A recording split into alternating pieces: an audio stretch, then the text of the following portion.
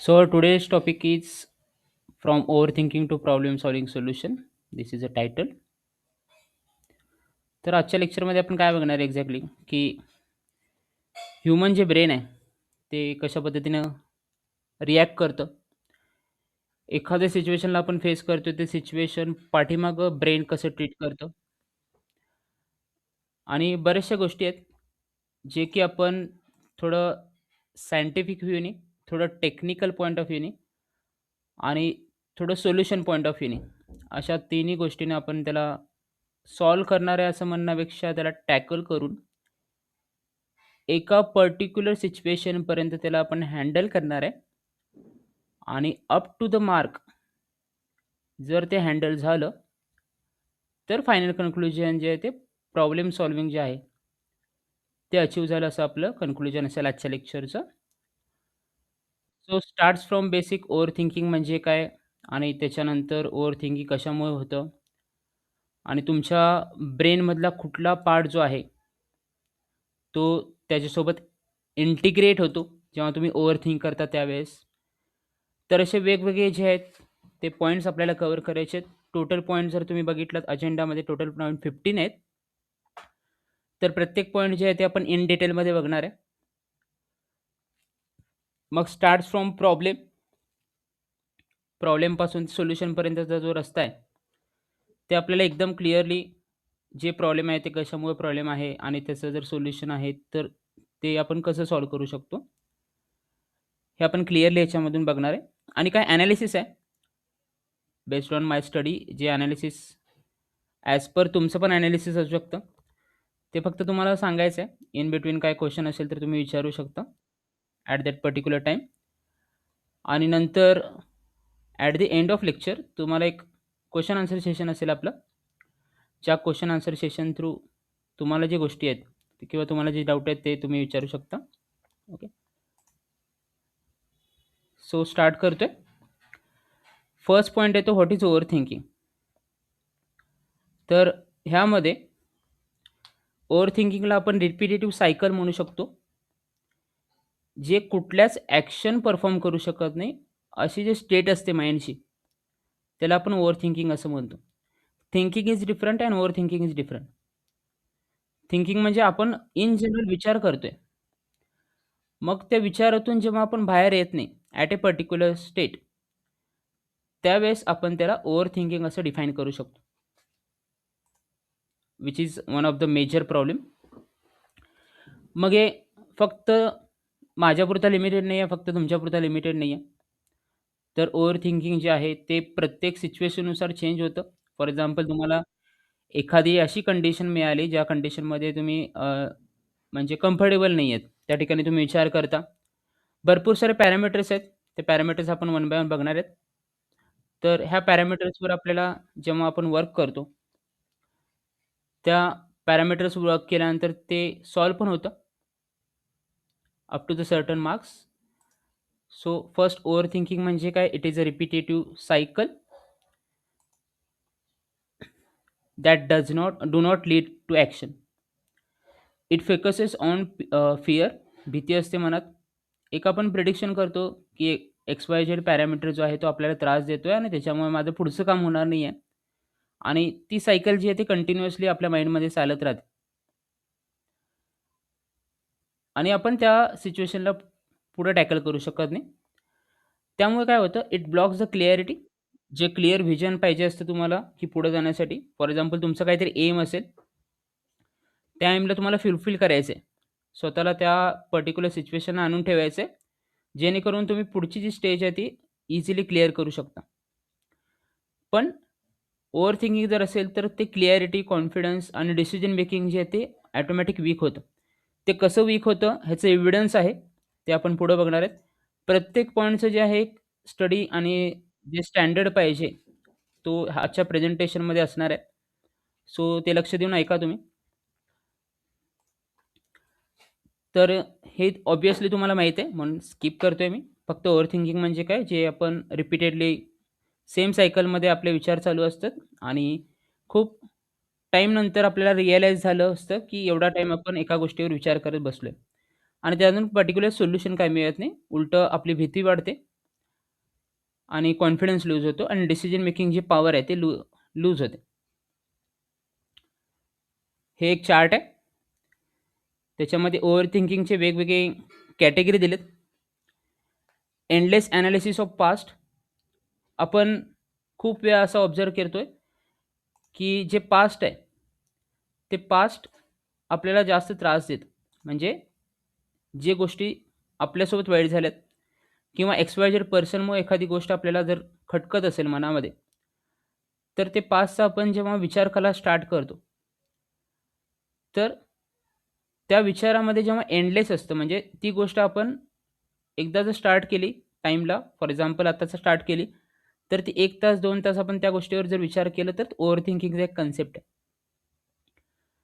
आणि म्हणलं जातं, की बी इन प्रेझेंट असं म्हणलं जातं ऑल्वेज. त्याला काहीतरी सोल्युशन आहे किंवा काहीतरी थिअरी लॉजिक आहे, की बी इन प्रेझेंट का म्हणलं जातं? Don't think about past, be in present, don't worry about the future. ह्या स्टेटमेंटचं एक्झॅक्टली मीनिंग काय, की आपण जेव्हा पास्टचा विचार करतो, तेव्हा 2 गोष्टी असतात त्याच्यामध्ये. एक तर ती वेळ गेलेली असते. ती चांगली असेल किंवा वाईट असेल. गेलेली वेळ परत येत नाही. सिमिलरली जेव्हा आपण प्रेझेंटमध्ये राहतो, तेव्हा आपल्याला काहीतरी अपॉर्च्युनिटी असते. काहीतरी चॅलेंजेस असतात लाईफमध्ये ऑल्वेज. मग जर तुम्ही पास्टचा विचार करत असाल, तर तुम्हाला प्रेझेंट जे आहे ते जगता येत नाही. आणि जर तुम्ही फ्युचरचा विचार केलात, तर फॉर एक्झाम्पल जर तुम्हाला फ्युचरला एक वेगळं काहीतरी बनायचं आहे, पण तुम्ही त्या प्लॅटफॉर्ममध्ये नाही आहेत किंवा तुम्ही आत्ता त्या स्टेजला नाही आहेत. तर ह्या केसमध्ये प्रेझेंट पण तुमचं जे लक्ष आहे, जे तुम्हाला करायचं होतं, ते करता येणार नाही. कारण तुम्ही कशाबद्दल विचार करताय? फ्युचरबद्दल विचार करताय.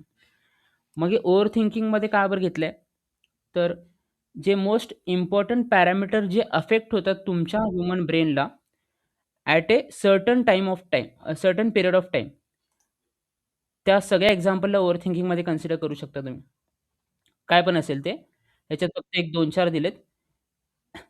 पण आपण भरपूर साऱ्या गोष्टीला त्याला कंबाईन करू शकतो आणि ते मोस्टली इफेक्ट करतात. त्यातले हे आपण 2 बघितलं. त्यानंतर सोशल एनालिसिस जे आहे, ते सोशल प्लॅटफॉर्म पण आपल्याला ओव्हरथिंक करायला भाग पाडतं.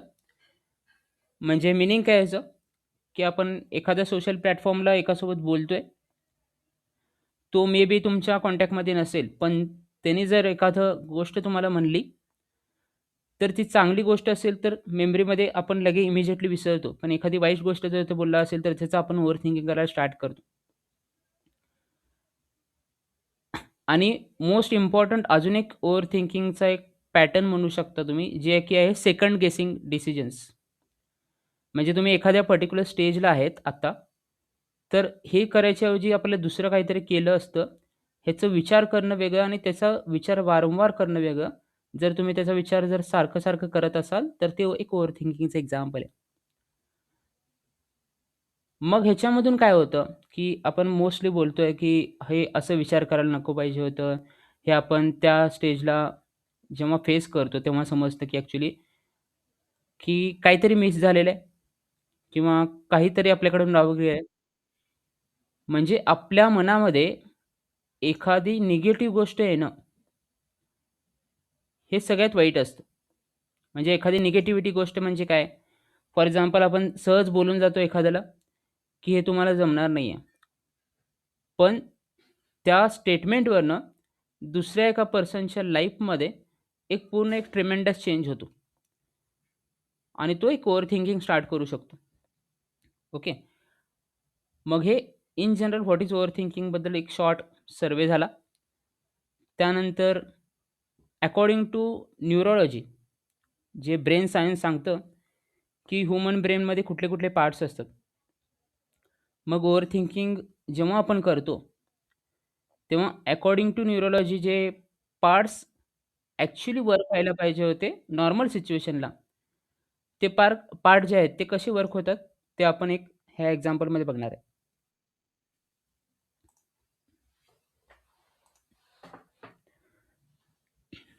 तर हा नॉर्मल ब्रेन, नॉर्मल ब्रेन म्हणजे काय? Balanced state. कुठलाही विचार न करणारा ब्रेन म्हणजे मेंदू. तो अशा पद्धतीनं असतो. तर ह्यामध्ये 3 पार्ट आहेत. एक ग्रीन कलरचा जो आहे, त्याला आपण अमिगडाला असं म्हणतो. ज्यामध्ये एक जेव्हा आपल्या मनात भीती असते, तेव्हा तो अलार्म वाजवतो. म्हणजे फॉर एक्झाम्पल तुम्ही घाबरलेला असाल, तर हा ॲक्टिव्ह होतो. माइंडचे वेगवेगळे स्टेज असतात. ॲक्टिव्ह आणि पॅसिव्ह. ॲक्टिव्ह म्हणजे तो त्या स्टेजला चालू असतो. म्हणजे त्याचं वर्किंग चालू असतं किंवा ते वर्क होतं त्या टाईमला पर्टिक्युलर. तर हा ग्रीनवाला जो पार्ट आहे, जेव्हा आपण भितो, त्या पर्टिक्युलर सिच्युएशनला हे अलार्म म्हणजे माइंडला एक सिग्नल प्रोव्हाईड करतं. त्यानंतर मधला जो ब्लू पार्ट आहे, त्याला आपण म्हणतो it is a thinking centre.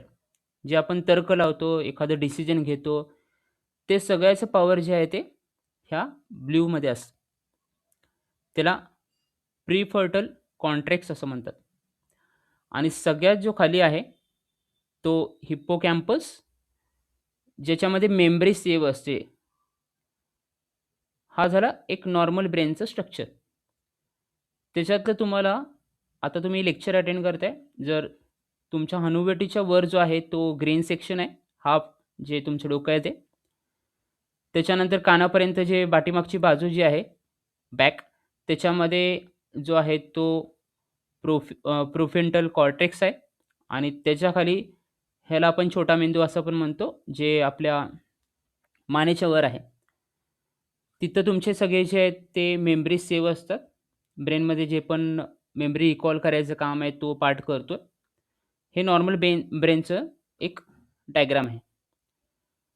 मग ह्यामध्ये जेव्हा आपण तिन्ही पार्टला इन डिटेलमध्ये बघणार आहेत. मग थिंकिंग सेंटर जे आहे, त्या थिंकिंग सेंटरवर जे आपण विचार रिपीटेडली कॉल करतोय, तेव्हा एखादे डिसिजन आपण घेऊ शकत नाही. कारण तुम्ही एकतर घाबरलेला असता किंवा तुमच्या डोक्यामध्ये एक निगेटिव्हिटी तयार झालेली असते. मग ती निगेटिव्हिटीने जेव्हा जे फिअर क्रिएट होतं, त्यामध्ये प्रीफ्रंटल कॉर्टेक्स जे आहे त्याच्यामध्ये एक लूप क्रिएट होतो. म्हणजे तुमच्या विचार करण्याची जी शक्ती आहे, ती शक्ती जी आहे ती कमकुवत होते. जेव्हा तुम्हाला एक भीती किंवा एखादं पर्टिक्युलर इन्सिडेंट जे आहे, ते तुम्हाला आठवतं. आणि मोस्टली ओव्हर थिंकिंग जेव्हा तुम्ही करता, तेव्हा हा जो मेमरी सेंटर आहे तो ॲक्टिव्ह काम करतो. इन जनरल तुम्हाला जर आयडियल स्टेज असेल, तर तुम्हाला एखादी मेमरी आठवणार नाही, रिकॉल होणार नाही. फॉर एक्झाम्पल तुमचं रिसेंटली कोणत्यातरी फ्रेंड्ससोबत भांडण झालंय. तर तुमचा जे निगेटिव्हिटी आहे, ते निगेटिव्हिटी काय करतं, मेमरीमधला तो निगेटिव्ह पार्ट जो आहे, तो त्याला कॅच करून देतो. म्हणजे मेमरीमधला निगेटिव्ह पॉइंट म्हणजे काय, तुम्हाला जे भांडण झाल्यानंतर इन्सिडेंट होतं, पहिला पण असं सेम झालंय हे आठवतं. म्हणजे 5 वर्षापूर्वी जरी झालेलं असेल तरी ते आठवतं. कारण तुमच्या माइंडमध्ये जी निगेटिव्हिटी आहे, त्यानुसार तुम्हाला त्याची जी मेमरी आहेत ते रिकॉल होतात. जर तुमचं माइंड खूप पॉझिटिव्ह असेल, तर ऑल्वेज तुम्हाला एक पॉझिटिव्ह थॉट येतात. कधी पण निगेटिव्ह थॉट जे आहेत तुमच्या लाईफमध्ये येणार नाहीयेत. कारण तुमची मेमरी त्या पद्धतीने ॲक्ट होते.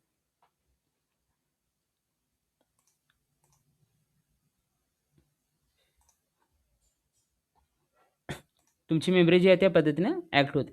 हे 3 पार्ट लक्षात ठेवा. मधला जो आहे तो थिंकिंग सेंटर आहे आणि जे सगळ्यात जे खाली मानेच्या वर आहे, ते आहे तुमचं जे मेमरी सेंटर आहे ते. त्याच्यावरून आपल्याला पुढचं जे ओव्हर थिंकिंग आहे, it is one of the dangerous state of your mind. त्यामध्ये जर तुम्ही ऑब्झर्व्ह केलात, तर एक सर्कल तुम्हाला इथे दिसतंय.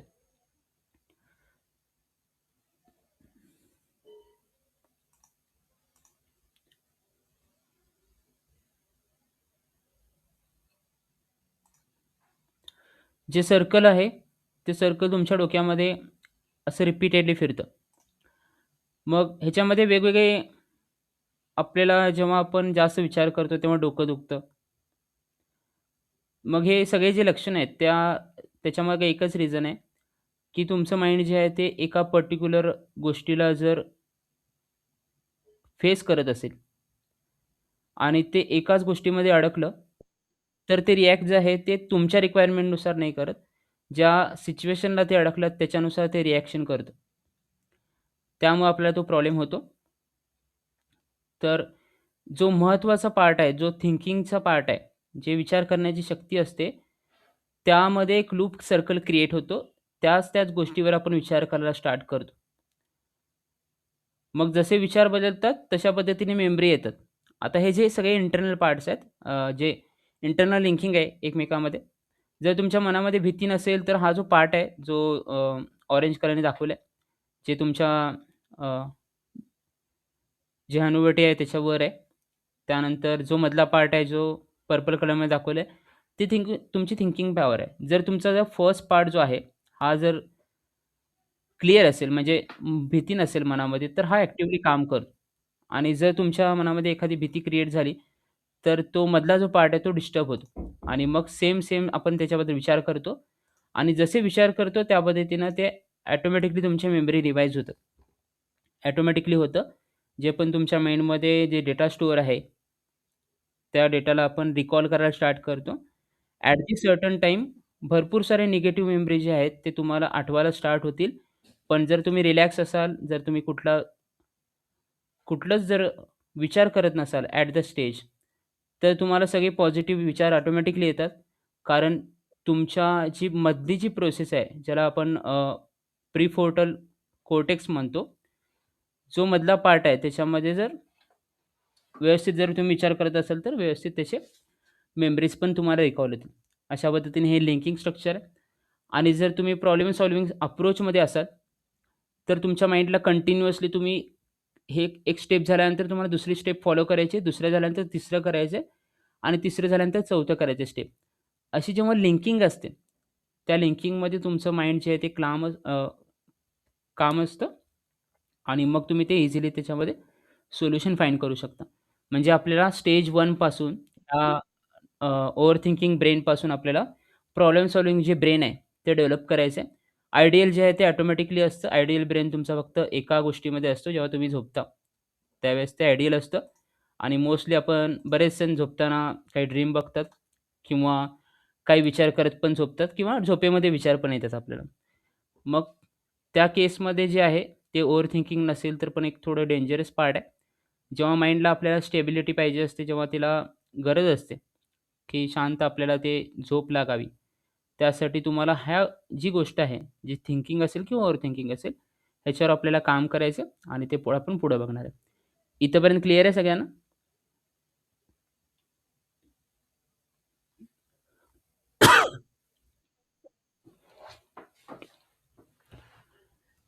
एक दोन्ही माइंडचं एक शॉर्ट डिफरन्स बघा.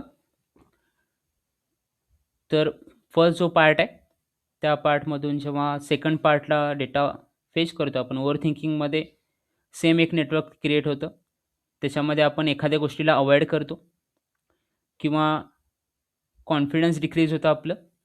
पण प्रॉब्लेम सॉल्व्हिंग सायकलमध्ये सेकंड जी डायग्राम आहे, त्यामध्ये आपण एक पर्टिक्युलर ॲक्शन परफॉर्म करतो आणि एक कॉन्फिडन्स बिल्ड होतं. ज्याच्या थ्रू आपण सोल्युशन फाइंड करत जातो. म्हणून कधी पण जेव्हा एखादा प्रॉब्लेम येतो, त्या प्रॉब्लेमला आयदर तुम्हाला सॉल्व्ह करायचं असेल, तर तुम्ही स्टेप फॉलो करा. मे बी तुम्हाला वाटेल, की त्या स्टेपपर्यंत आपण जाणार का नाही जाणार? हा क्वेश्चन मार्क जो आहे, तो क्वेश्चन मार्क काढा. Question mark is also one type of negativity. तुम्ही जावा, त्या स्टेजपर्यंत गेल्यानंतर जर तुम्हाला तिथून लेफ्ट केलात, तर तुमच्या मनामध्ये कुठलं डाऊट राहत नाही किंवा त्याचं ओव्हर थिंकिंग होत नाही. पण तुम्ही एखादी गोष्ट इमिजिएटली सोडलात, तुमच्या लाईफमध्ये कुठली पण असेल, एक्स-वाय-झेड जे आहे ते. जर तुम्ही ती एखादी गोष्ट मध्येच सोडलात, तर तुमच्या माइंडमध्ये ते ओव्हर थिंकिंग चालू होतं. मला ती गोष्ट त्या स्टेजला केलं असतं, तर आज माझं जे सिच्युएशन आहे ते वेगळं आलं असतं. हे जे विचार असतात नंतर येण्यापेक्षा, जी गोष्ट तुम्हाला त्या मोमेंटला करू वाटते, ती गोष्ट त्या मोमेंटला करा. पुढचं जे आहे ते फ्युचरचा विचार करू नका, की ती गोष्ट सक्सेस होईल का फेल्युअर होईल. सक्सेस आणि फेल्युअर हे तुम्ही लेफ्ट केल्यानंतर जास्त मॅटर करतं. तुम्ही प्रोसिजर फॉलो केल्यानंतर ते मॅटर करत नाही. कारण जेव्हा आपण फॉर एक्झाम्पल क्रिकेटच्या मॅचवर क्रिकेट खेळण्यासाठी गेलोय, तर तिथं 0 आउट झाल्यानंतर तुम्हाला काही वाटणार नाही. पण तुम्ही मॅचच नाही खेळलं तर त्याचं रिग्रेट जास्त असतं. कारण तुम्ही त्या स्टेजपर्यंत गेल्यानंतर तुमचं ब्रेन जे आहे त्या सिच्युएशनला तुम्ही टाकलं नाही. मग तुम्हाला ब्रेन काय करतं रिव्हर्स रिस्पॉन्स करतं. ॲट दॅट पर्टिक्युलर टाईम तुम्ही त्या सिच्युएशनला फेस केलं नाही. म्हणून आज असं झालं. हे जे आहे ते ओव्हर थिंकिंगची एक सायकल जी स्टार्ट होते आपल्या मनामध्ये, ते ह्यामुळे होतं. आता काही ड्रॉबॅक आहेत? Drawback of over thinking. Over थिंकिंगमध्ये आपलं सगळ्यात जास्त जो ड्रॉबॅक आहे तो मेंटल हेल्थ डिस्टर्ब होते. फिजिकल हेल्थवर इफेक्ट होतो. तुमच्या परफॉर्मन्सवर इफेक्ट होतं आणि relationship is one of the major part. आपण एखाद्याला जर नॉर्मल स्टेटमध्ये असेल तर आपलं रिस्पॉन्स वेगळं असतं. जर तुम्ही ओव्हर थिंकिंग माइंडसेटमध्ये असाल तर तुमचं रिस्पॉन्स वेगळं असतं. अँग्रीनेस, त्यानंतर जे क्विक रिस्पॉन्स आहे, जे ते जर ते कधी होतं क्विक रिस्पॉन्स किंवा जे आपण दुसऱ्यावर रागवतो, ते फक्त एका सिच्युएशनमध्ये होतं जेव्हा तुमचं विचार दुसरे चाललेले असतात आणि तुम्ही त्या पर्टिक्युलर स्टेटला नसता, की समोरच्या पर्सनचं तुम्ही काय ऐकून घेता. त्यामुळे जे आहे ते ओव्हर थिंकिंग हे स्टॉप केल्याशिवाय तुम्हाला जे लाईफमध्ये लागणार आहे, ते अचीव्ह करता येणार नाही. मग पहिल्यांदा आपण पॅरामीटर्स बघूयात. Starts from mental health. Mental हेल्थमध्ये आपल्याला स्ट्रेस येतं, पॅनिक सिच्युएशन येतो, कॉन्फिडन्स लो होतो. मग ह्याचा इफेक्ट कधी-कधी आपल्या फिजिकल हेल्थवर होतं. आपण जे झोप पाहिजे पुरेशी ती घेत नाही. पुअर स्लीप, मसल टेन्शन येतं. त्यानंतर डायजेशनला प्रॉब्लेम होतं. हार्ट रेट इन्क्रीज होतात. सगळ्यात मोठा ड्रॉबॅक आहे हा, की जेव्हा आपण एखाद्या ओव्हर थिंकिंगमध्ये असतो, तर त्या सिच्युएशनमधले जे आपले हार्ट रेट्स आहेत, जे हार्टबीट्स आहेत, ते इन्क्रीज होतात. इम्पॅक्ट ऑन परफॉर्मन्समध्ये आपण डिसिजन मेकिंग स्लो करतो. आपण डिसिजन घेताना घाबरतो. एखाद्या पर्टिक्युलर सिच्युएशनला आपण टॅकल करतोय का नाही, ह्यापासून आपलं डिसिजन मेकिंग जे आहे ते पुअर होतं इन शॉर्टमध्ये. फोकस जे आहे ते लूज होतं. एखादी गोष्ट तुम्हाला इम्प्लिमेंट करायची आहे त्या ॲट पर्टिक्युलर टाईमला ती जर गोष्ट घडली नाही, तर आपण फोकस आपला लूज करतो. आणि लो प्रोडक्टिव्हिटी म्हणजे काय? प्रोडक्टिव्हिटी म्हणजे काय फक्त पैसा नाही आहे. प्रोडक्टिव्हिटी म्हणजे आपण परफॉर्मन्स पण मेजर करू शकतो. फॉर एक्झाम्पल तुम्हाला पर्सेंटेज चांगले पाहिजे होते. फक्त पर्सेंटेज नाही, तुम्हाला 5 वर्षामध्ये जे अचीव्ह करायचं आहे, त्यामध्ये तुम्ही 1 वर्ष झाल्यानंतर, 2 वर्ष झाल्यानंतर, 3 वर्ष झाल्यानंतर जेव्हा सर्व्हे करता, सेल्फ एनालिसिस करतो, त्यावेळेस जर तुम्हाला वाटलं की जे मी विचार केले त्याच्यापेक्षा जर बेटर असेल, तर परफॉर्मन्स आपला चांगला आहे, असं आपण कन्सिडर करू शकतो. पण परफॉर्मन्स जर आपला कमी झाला किंवा आपण एखाद्या गोष्टीमध्ये आपलं लक्ष लागत नाही, हे आपल्याला समजतं. त्या ठिकाणी तुमच्या परफॉर्मन्सला इफेक्ट करणारा जो फर्स्ट पॅरामीटर आहे, तो ओव्हर थिंकिंग आहे. आणि impact on relationship, misunderstanding create होते. आपल्यामध्ये म्हणजे फ्रेंड्समध्ये भांडण होतात. इमोशनल डिस्टन्स जे आहे ते क्रिएट होतं. इमोशन जो आहे तो एक असा रोग आहे. डायरेक्ट मी रोगच म्हणतो. जो माणसाच्या ब्रेनला इतका कमकुवत करतो, की माणूस जे आहे ते त्या स्टेजपासून ते up to the certain point जोपर्यंत तो रिकव्हर होत नाही. त्या स्टेटमधून जर बाहेर येत नाही इमोशनच्या, तोपर्यंत त्याला जे समोरचा बोलतोय ते कळतच नाही. अशा स्टेजमध्ये जे आहे ते इमोशनल असतं. तर ह्या सगळ्या गोष्टी ज्या आहेत ते फक्त एका गोष्टीवर डिपेंडेंट आहेत. जर तुम्ही ओव्हर थिंकिंग करत असाल तर एवढे सगळे प्रॉब्लेम आहेत. मेंटल, फिजिकल, परफॉर्मन्स आणि रिलेशनशिपमध्ये पण ते प्रॉब्लेम आहेत.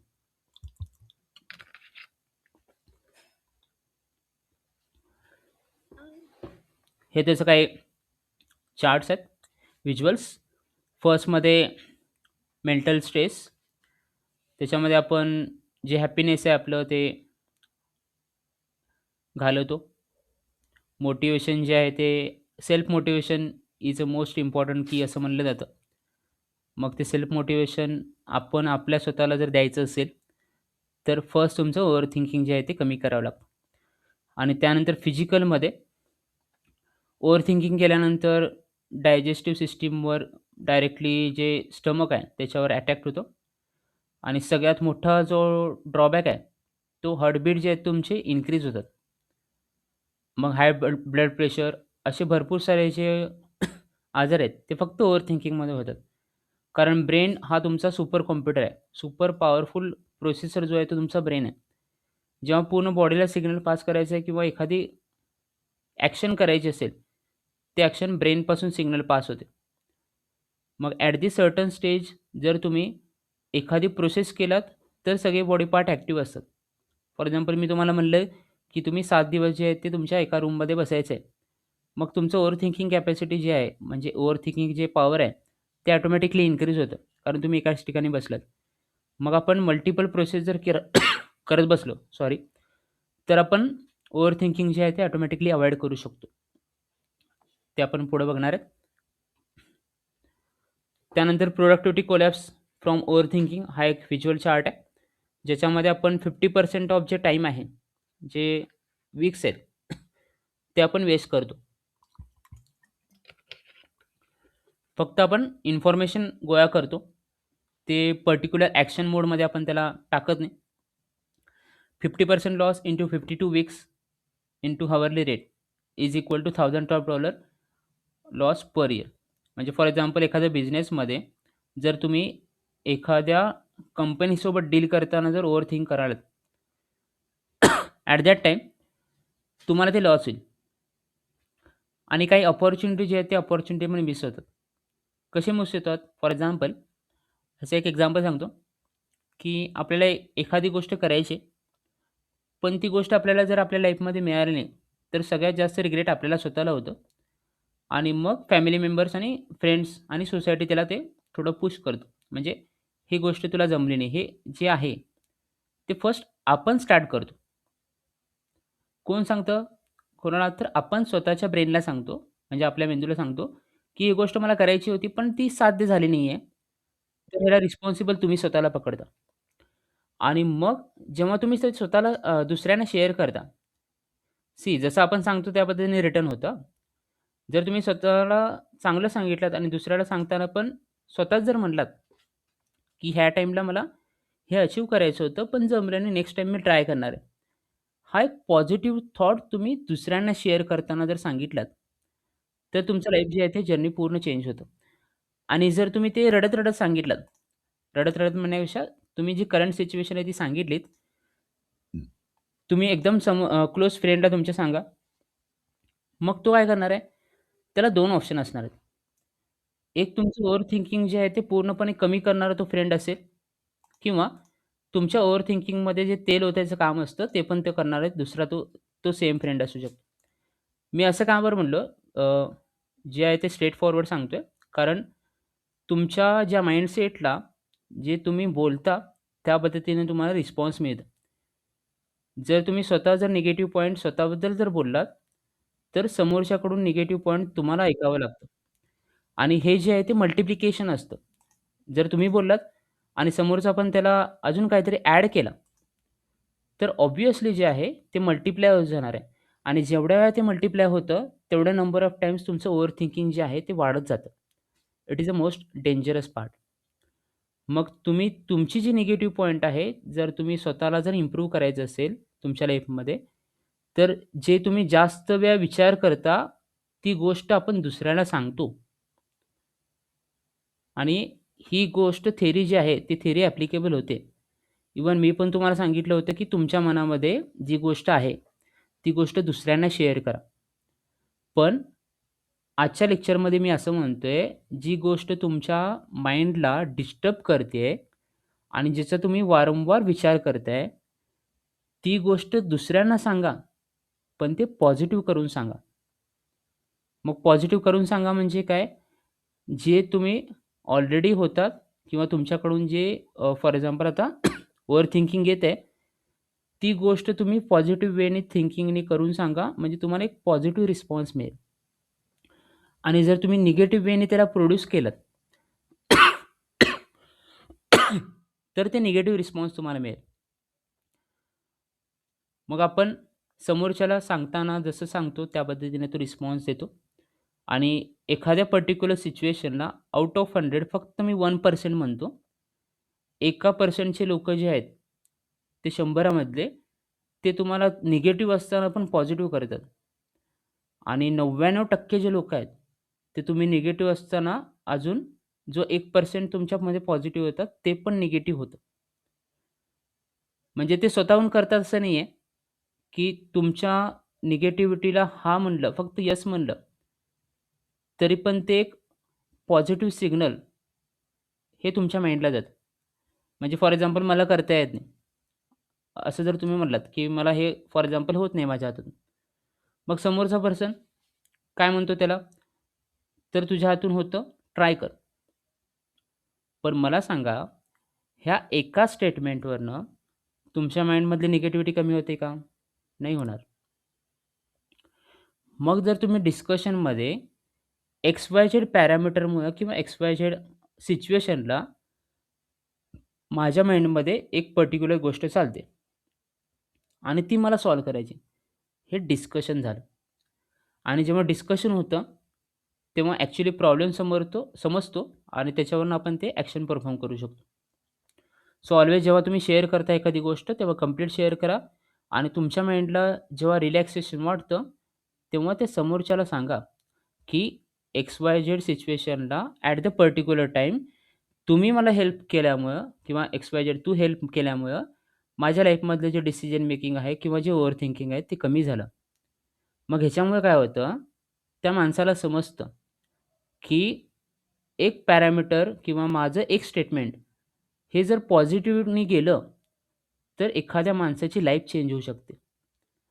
आणि जर तुम्ही त्याला निगेटिव्हनी जर घेतलात, तर तुमची लाईफ ही काय होऊ शकते, डिस्टर्ब होऊ शकते. मग जेव्हा एखादी गोष्ट दुसऱ्यामुळं चांगली होते, त्या माणसाला पर्टिक्युलर सांगा, की तुमच्यामुळे माझ्या लाईफमधला एवढा जो प्रॉब्लेम आहे तो सॉल्व्ह केलात. मग तो त्याचं ॲनालिसिस करतो, की एक एज ऑफ फ्रेंड आहे, त्याने माझं जे आहे ते कौतुक केलं, की ह्या सिच्युएशनला मी अशा पद्धतीनं त्याला सोल्युशन दिलं आणि ते सोल्युशन माझ्या प्रॉब्लेमला मॅच झालं. म्हणून आपण काय केलं त्याला इझिली सांगून टाकलं. मग तो जो बी पर्सन आहे, ज्याच्याबद्दल आपण कौतुक केलं होतं, तो बी पर्सन एन नंबर ऑफ पॅरामीटर्सनी विचार करून दुसऱ्यांदा तुम्हाला त्याचा आन्सर देईल. इमॅजिन करा, सिच्युएशन जी आहे ती प्रत्येक वेळेस सेम नसते. आपण पहिल्यांदा जो प्रॉब्लेम सांगितला तो वेगळा असतो. दुसऱ्यांदा जो प्रॉब्लेम सांगितला तो वेगळा असतो. पण पहिल्यांदा जो प्रॉब्लेम सांगितलाय त्याचं सोल्युशन मिळाल्यानंतर जर तुम्ही स्वतःहून त्याला सांगितलात, की तुमच्या सोल्युशनमुळे माझं काम झालं आणि जे थिंकिंग, ओव्हर थिंकिंग होतं ते माझं कमी झालं. तर तो दुसऱ्यांदा जेव्हा तुम्हाला प्रॉब्लेमचं सोल्युशन सांगतो, ॲट ए सेम टाईम तुम्हाला जसं पहिल्यांदा रिस्पॉन्स मिळालं होतं, ज्याच्यातून तुमचं ओव्हर थिंकिंग कमी झालं, त्या सेम रिस्पॉन्सनी आणि तेवढ्याच डेडिकेशननी तो समोरचा पर्सन तुम्हाला सांगेल. आणि फक्त हे 2 पर्सनमधलं कम्युनिकेशन नाही आहे. तुम्ही तुमच्या लाईफमध्ये जेवढे पण पर्सन तुमच्याशी कनेक्टेड आहेत, त्या सगळ्या पर्सनचं माइंडसेट जे आहे ते तुम्ही चेंज करू शकता आणि तुमचा जो फ्रेंड तुम्हाला जे सोल्युशन सांगितलंय, त्या ॲट अ सर्टन टाईम तो 100 जणांना बदलू शकतो. तुम्ही 100 जणांना बदलू शकता. आणि एकाला बदललं तर भरपूर सारी अचीव्हमेंट झाली.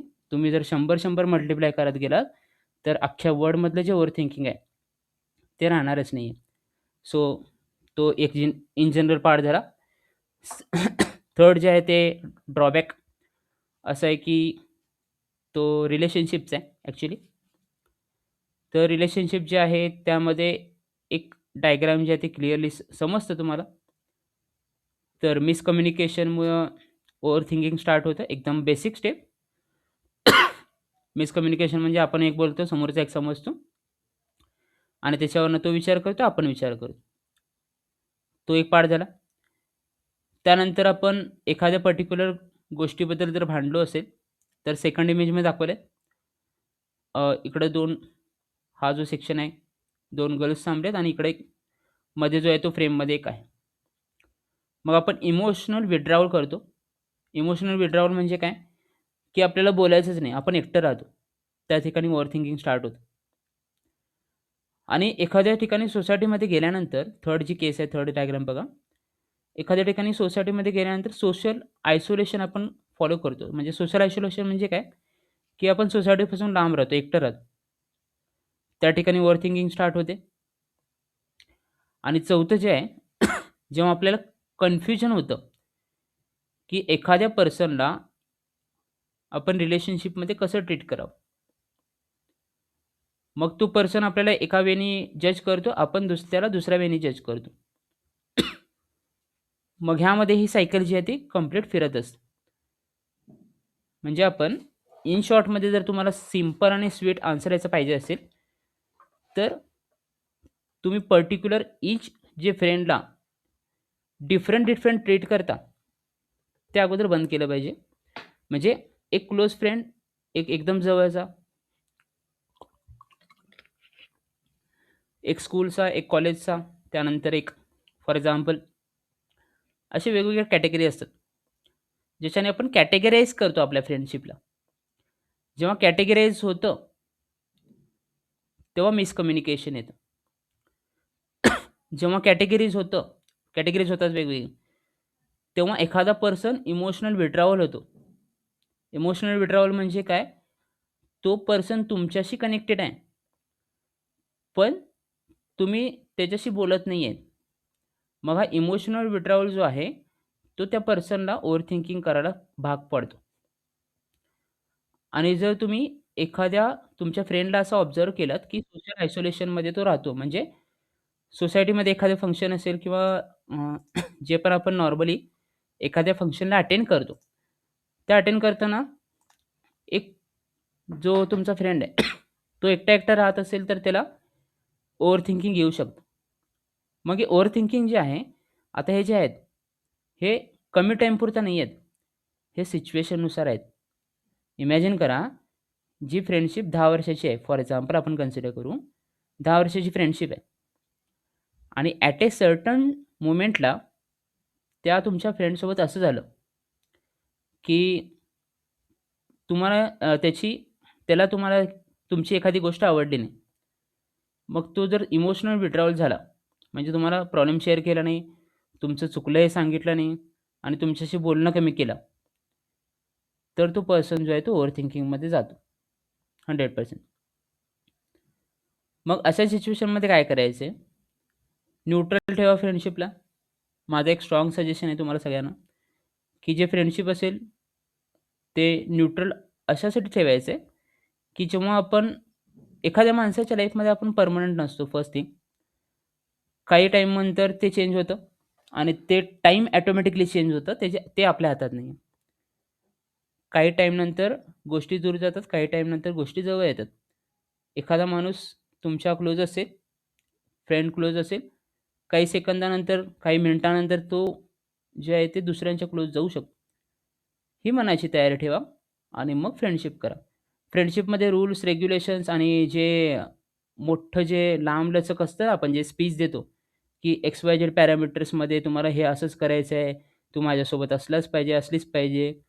हे जे आहे, ते दुसऱ्या पर्सनच्या किंवा तुमच्या स्वतःच्यामध्ये एक ओव्हर थिंकिंगचं जे नेटवर्क आहे ते क्रिएट करतो.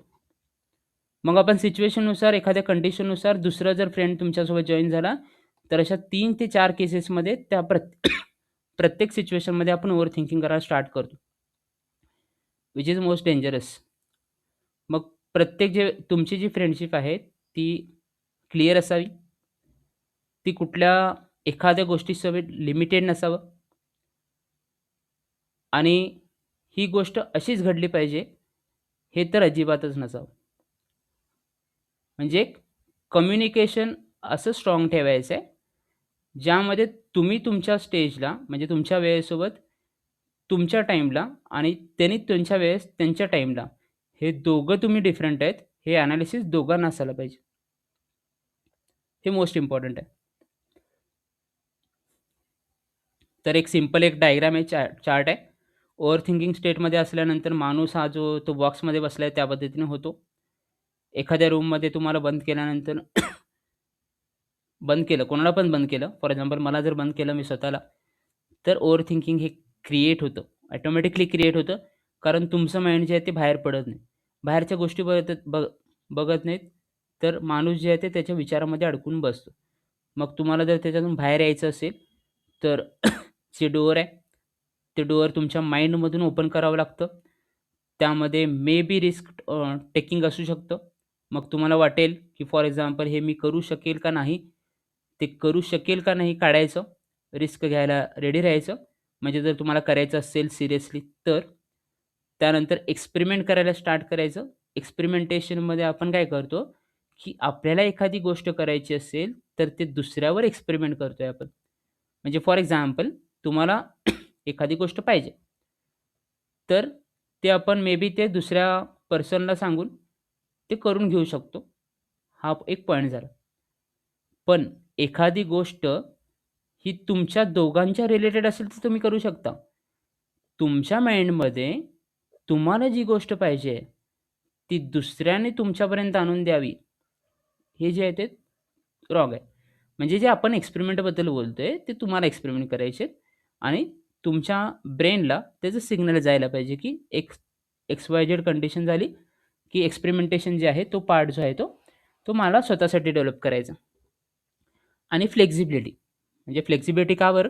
कारण आपण कुठल्या पण सिच्युएशनला एक्सेप्ट करू शकतो, गेन करू शकतो आणि त्याच्यानुसार रिॲक्ट करू शकतो. ह्या पद्धतीने हा एक डिफरन्स आहे. ओव्हर थिंकिंगचे आपण ड्रॉबॅक्स बघितले ते मेंटल हेल्थ, डिस्टर्ब होतं physical health, impact on performance आणि इम्पॅक्ट ऑन रिलेशनशिप आणि त्याच्यानंतर हा एक ठीक. क्लिअर आहे इथपर्यंत?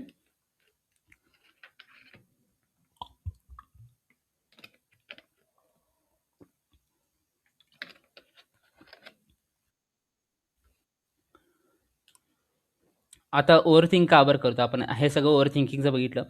ओव्हर थिंकिंग होण्याची हॉबी नसते. ओव्हर थिंक हे ऑटोमॅटिकली होतं. कधी-कधी होतं, कुठल्या-कुठल्या सिच्युएशनमध्ये होतं. आपल्याला एखाद्या गोष्टीची भीती वाटते. त्या ठिकाणी आपण विचार करतो आणि त्या विचारातून बाहेर नाही आलं तर over thinking. Fear of judgment. आपण एखादं डिसिजन घेताना मनात भीती आली तर ओव्हर थिंकिंग होतं. जर तुमच्यामध्ये कॉन्फिडन्स नसेल, तर लॅक ऑफ कॉन्फिडन्स असेल तर ओव्हर थिंक होतं. कन्फ्यूज असेल तुमचं माइंड किंवा प्रॉब्लेम जर क्लिअर नसतील तर ओव्हर थिंक होतं. म्हणजे फॉर एक्झाम्पल सगळ्यात मोठा ओव्हर थिंकिंगचं एक एक्झाम्पल सांगतो, जे की आत्तापर्यंत सांगितलं नाही आहे. तर होतं काय बघा, की आपण मोस्टली स्टडीमध्ये जेव्हा एखादा प्रॉब्लेम कळत नाही आणि सिच्युएशन पण मॅटर करतं. जर मी तुम्हाला आत्ता म्हणालं, की एक प्रॉब्लेम दिला आणि ते कळालं नाही, तर ओव्हर थिंकिंग होणार नाही. कारण आता स्टडी एक्झाम नाही आहे. पण एक्झामच्या वेळेस फॉर एक्झाम्पल पूर्ण क्वेश्चन पेपरच वेगळा आला. पूर्ण क्वेश्चन पेपरच वेगळा आला आणि तुम्हाला 3 तास बसणं कंपल्सरी आहे. तर 2 प्रकारचे माइंड परत येतात. ॲज पर माय एनालिसिस. तर पहिला स्टुडंट काय करेल, की तो क्वेश्चन पेपर आणि क्वेश्चनचा विचारच करणार नाही. एका दुसऱ्या दुनियेत जाऊन तो विचार करत बसेल. आणि सेकंड जो आहे, तो स्टुडंट काय करेल, की मला प्रॉब्लेम जे आहेत, मी वाचलेले सिलेबस आहे, पण क्वेश्चन लिंक होत नाहीयेत. म्हणजे कन्फ्यूज होतं माइंड आणि प्रॉब्लेम क्लिअर होत नाहीत. त्या केसमध्ये आपण विचार करायला स्टार्ट करतो. आणि भीती जी आहे, ते भीतीमुळं आपण विसरतो जे म्हणतो ना, त्याचा आन्सर आज तुम्हाला मिळेल. का विसरतो? कारण भीती जी आहे, ती भीती तुमच्या जो सेकंड पार्ट असतो मधला, थिंकिंग पॉवरवर इफेक्ट करतं. आणि जर तुमच्या थिंकिंग पॉवरवर इफेक्ट झाला, तर तुमचं जे मेमरी आहे, जो पार्ट आहे, मानेच्या वर जो मेमरी आहे, त्याच्यात जे गोष्टी स्टोअर आहेत ते रिकॉल होत नाहीत. कारण तुमच्या मनातली भीती हे तुमच्या विचारांच्या पेक्षा जास्त आहे. मग त्यामुळे आपल्याला रिकॉल होत नाही. आणि ॲट दी सर्टन टाईम हे तुम्ही स्वतः एक्सपेरिमेंट केलंय हां. ॲट दी सर्टन टाईम जर तुम्ही स्वतःला रिलॅक्स केलात आणि तुमच्या मनातली भीती काढलीत, तर भीती कशी काढतात? हे सगळ्यात बेस्ट एक्झाम्पल आणि तुम्ही जे स्वतः इम्प्लिमेंट केलंय, ते फक्त तुमच्या एक्झामच्या ड्युरेशनमध्ये इम्प्लिमेंट केलंय. आत्तापर्यंत 1ली ते 10वी आणि आत्ता जेवढं तुमचं एज्युकेशन झालं आहे, त्यामध्ये एकदा ना कधी एकदा झालं असेल, असं झालं असेल, की तुम्हाला क्वेश्चन हार्ड वाटला आणि तुमच्या मनामधले किंवा तुमच्या जे मेमरीमधले सगळं कन्सेप्ट तुम्ही विसरलात. हे असं झालं असेल. झालंय का?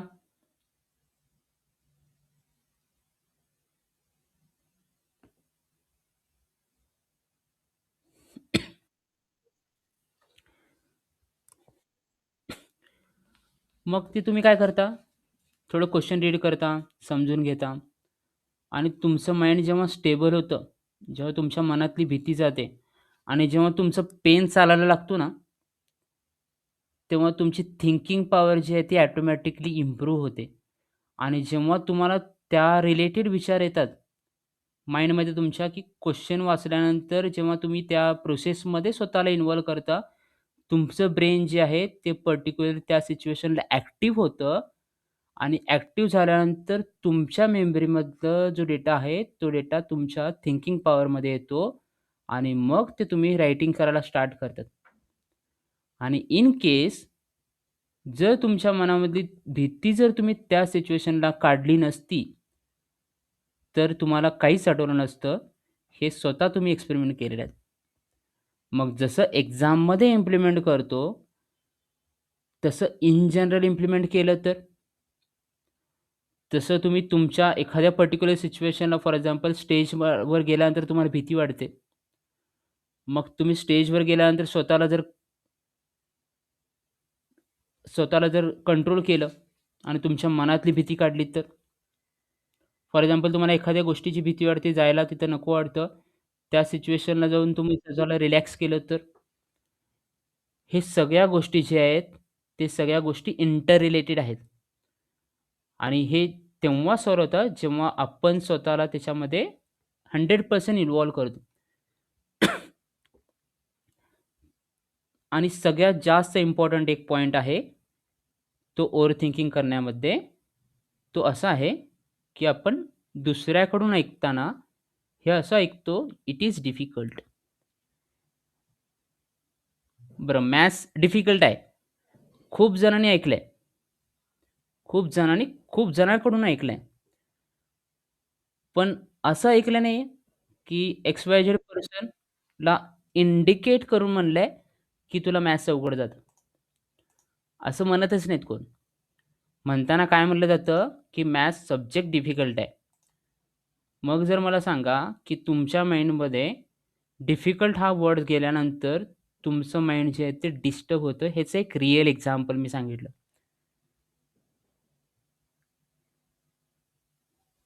मग तुमचं माइंड कसं रिलेट करतं ह्याला? तुमचं माइंड कसं रिलेट करतं बघा. इंटरेस्टिंग एक स्टोरी आहे, सांगतो. तर एखादी गोष्ट जेव्हा आपल्याला आवडते, जेव्हा एखादा पॉझिटिव्ह फीडबॅक मिळतो, तेव्हा आपण ते इमिजिएटली करतो. काही वेळेस आपण काय करतो, ती गोष्ट सांगायच्या अगोदर कंप्लीट पण होते. ती गोष्ट करायला बाजूचा पर्सन जो आहे तो विचार करायला टाईम लावतो. पण आपली गोष्ट झालेली असते. कारण एक जे पुश लागतं, ते पुश सगळ्यात जास्त इम्पोर्टंट आहे, असं आपल्याला वाटतं. आणि जेव्हा एखादं निगेटिव्ह कमेंट आपल्या डोक्यामध्ये येतं, इन जनरल स्टेटमेंट का असेना, इट इज डिफिकल्ट आणि त्याच्यामध्ये it is difficult for you म्हटलं तर संपलं. मग आपल्या माइंडमध्ये 2 पिक्चर क्रिएट होतात. इट इज डिफिकल्ट हे इन जनरल स्टेटमेंटला आपण रिलेट करतो. मग आपण काय करतो? माझ्यासाठी डिफिकल्ट आहे का? विचार करतो. मग आपण त्याचं पर्सेंटेज कॅल्क्युलेट करतो हां. फक्त एवढंच वर्ड राहत नाही. तर आपण काय करतो? हे डिफिकल्ट आहे, व्हेरी डिफिकल्ट आहे, हे मला येतच नाही, ह्या सिच्युएशनपर्यंत आपण जातो. आणि समोरचा पण आपल्याला त्या पद्धतीनं सांगतो. हे खूप अवघड आहे, तुला जमत नाही. खूप अवघड. हे खूप आणि अवघड हे जेव्हा कंबाईन होतात, तेव्हा जी मेमरीला जे आपल्याला सिग्नल पास करायचे ते होतच नाही. जर फॉर एक्झाम्पल मी तुम्हाला म्हटलं, दररोज फक्त एकच स्टेटमेंट म्हणायचं, मॅथ्स सिंपल आहे, मॅथ्स सिंपल आहे, मॅथ्स सिंपल आहे. 11व्या दिवशी किंवा फॉर एक्झाम्पल मॅक्सिमम 30 डेज 31व्या दिवशी तुम्ही स्वतः म्हणताय, की मॅथ्स इज अ सिंपल. का बरं? तुमच्या माइंडवर जे निगेटिव्ह बंबार्डिंग होतं, त्याच्यामुळं तुम्हाला मॅथ्स अवघड वाटत होता. पण मॅथ्स अवघड नाही आहे. मॅथ्स हे सिंपल आहे. हे जेव्हा तुम्हाला 30 दिवस सेम जर तुम्ही त्याला एखाद्या पर्सनला सांगितलात, तर आपण त्याच्यातून बाहेर येऊ शकतो. एका स्टेटमेंटनी माझं मॅथ्स अवघडचं, डिफिकल्टचं जे आहे ते काढून टाकलं. आता तुम्हाला सांगतो, की माझ्या माइंडमध्ये 10thला जेव्हा मी होतो, एक छोटंसं एक्झाम्पल सांगतो. तेव्हा मॅथ्स मॅथ्स जो आहे तो अवघड होता मला. डिफिकल्ट होतं. मी जास्त ओव्हरथिंक करत होतो त्या गोष्टीबद्दल. 10वीला असताना सांगतोय. मग त्या सिच्युएशनमध्ये मी मॅथ्समध्ये 10वीच्या प्रिलिम एक्झाममध्ये कट टू कट पास आहे. म्हणजे 26ला तेव्हा पास होतो. हां. मग झालं काय केस माझ्यासोबत, की प्रिलिम एक्झामच्या अगोदर जेवढे पण एक्झाम झाले, त्याच्यामध्ये डिफिकल्ट हा वर्ड माझ्या त्या मॅथ्ससोबत इंटिग्रेट असायचा, म्हणजे कंबाईन होऊन यायचा माझ्या मेमरीमध्ये. मग ते मला अभ्यास करताना, स्टडी करताना स्टडी करू वाटत नाही. मग आमच्या एक मॅथ्सच्या सरांनी मला सांगितलं होतं एक स्टेटमेंट, की गणित हे जीवन आहे. गणित हे जीवन आहे. म्हणजे मॅथ्स इज अ लाईफ. मग एखाद्या वर्डमध्ये लाईफ ॲड झाला की संपलं. त्याला सुखाने गुणावे, म्हणजे त्याला आपण मल्टिप्लाय करतो आपल्या हॅपीनेसनुसार. दुःखाने भागावे, म्हणजे दुःख कमी होतात. मित्राने बेरीज करावे आणि शत्रूने वजाबाकी करावे. तर ह्यामध्ये निगेटिव्ह पॉइंट जो आहे तो वजाबाकीचा फक्त. Multiplication is a positive sign, increase होतं. मग ह्या एका स्टेटमेंटनी म्हणजे मॅथ्सला लाईफ म्हणलं आपण, त्यामध्ये आपण एक पॉझिटिव्हिटी क्रिएट केली. मग डिफिकल्ट वर्ड माझ्या मेमरीमध्ये येत होता, पण तिचं ओव्हरथिंक करत नव्हतो मी. कारण काय करायचं मला माहीत होतं. मग आउट ऑफ 150 मला 113 मार्क्स मिळाले, म्हणजे 113 मार्क्स मिळाले मला मॅथ्समध्ये फायनलला 10च्या. मग त्या डेपासून जी भीती आहे ती माझ्या मनातून काढली. ते एका स्टेटमेंटने काढली. मग कधी-कधी काय असतं, की आपण इन जनरल बोलत जातो काही निगेटिव्ह वर्ड्स. ते जर अव्हॉइड केले, तर मे बी जे आहे, ती पूर्ण तुमची लाईफ चेंज होऊ शकते. एका पर्टिक्युलर वर्डमुळे. आता हे आपण ओव्हरथिंक म्हणजे काय, ओव्हरथिंकिंगचे ड्रॉबॅक्स वगैरे सगळे बघितले. तर पुढचा जो आहे तो how to jump from overthinking mind to neutral mind. म्हणजे आपल्याला पहिलं जे स्टेज आहे, ते डेव्हलप करायचं आहे. ते स्टेज काय, तुमच्या माइंडला अगोदर न्यूट्रल करायचं आहे. आत्तापर्यंत जे लेक्चर सांगितलं, तो एक प्रॉब्लेम होता. आता पुढचं जे लेक्चर आहे, ते त्याचं सोल्युशन आहे. तर ओव्हर थिंकिंगमध्ये तुमचं माइंड जे सिग्नल आहे, ते काय सिग्नल पास करतं, की डिफिकल्ट एक सिग्नल पास करतं. मग फर्स्ट तुमच्या माइंडला जेव्हा एखादा प्रॉब्लेम विचारला जातो किंवा तुम्ही एखाद्या प्रॉब्लेमला फेस करता, तेव्हा तुमचं माइंड न्यूट्रल असायला पाहिजे. म्हणजे ते कुठल्या विचारामध्ये नसायला पाहिजे. ते समोरचा जो पर्सन सांगतोय, तो प्रॉब्लेम ईझी, मीडियम, डिफिकल्ट ह्या कॅटेगरीमध्ये त्याला डिव्हाईड नाही करायला पाहिजे. असे 2 कंडिशन आहेत. तर ह्याला वेगवेगळे ऑप्शन्स आहेत. आता जे सायन्स सांगतं, जे थेअरी सांगतं, की तुमच्या सबकॉन्शियस माइंडला आणि किंवा तुमच्या माइंडला जसं सिग्नल जातं, त्या पद्धतीनं तुमचं माइंड जे आहे ते रिॲक्ट होत असतं. मग हे एका दिवसाचा टास्क नाही आहे. एका मिनिटामध्ये होणार नाही आहे. पण हे जर तुम्ही आता जे मी स्टेप सांगतोय, ते स्टेप जर तुम्ही फॉलो केलात, तर तुमच्या माइंडला एका न्यूट्रल स्टेटमध्ये आणू शकता. मग ही जी प्रॅक्टिस आहे तुम्हाला इथून पुढं नेक्स्ट 30 डेज करायची आहे. काही जण 10 दिवसामध्ये होईल, काही जण 20 जणांचं 20 दिवसामध्ये होईल. पण मिनिमम 30 डेज हे तुम्हाला प्रॅक्टिस करायची. मग हे सोडून अजून पण वेगळे काही वेज असतील ते तुम्हाला फॉलो करायचे आहेत. तर पहिल्यांदा हे प्रोसेस आहे.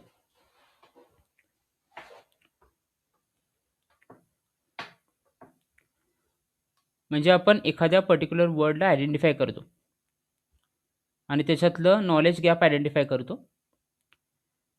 फॅमिलियर कन्सेप्ट जे आहे ते आयडेंटिफाय करतो आणि ब्रेक करतो एका लॉजिकल पीसेसमध्ये. आणि मधलं जो आहे तो कॉमन मिस्टेक आपण करतो. Assuming you are understand without पॅराफ्रेज.